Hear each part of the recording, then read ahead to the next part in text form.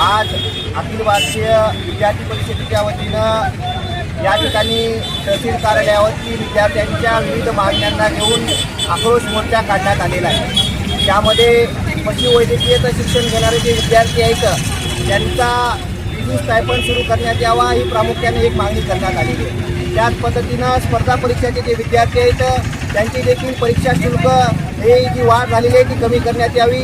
ITI महाविद्यालयामध्ये शिकणाऱ्या विद्यार्थ्यांना त्या ठिकाणी योग्य सुविधा देण्यात याव्यात अशा मागण्यांना घेऊन अखिल भारतीय विद्यार्थी परिषदेच्या वतीनं या विद्यार्थी आक्रोश मोर्चाचं आयोजन करण्यात आलेलं आहे। मला या महाराष्ट्र शासनाला सांगायचे विद्यार्थ्यांच्या मागण्याकडे दुर्लक्ष करण्याचं काम आपण करू नये, अन्यथा येणाऱ्या काळामध्ये विद्यार्थी परिषद म्हणून यापेक्षा देखील तीव्र आंदोलन आम्ही मंत्रालयावरती काढू।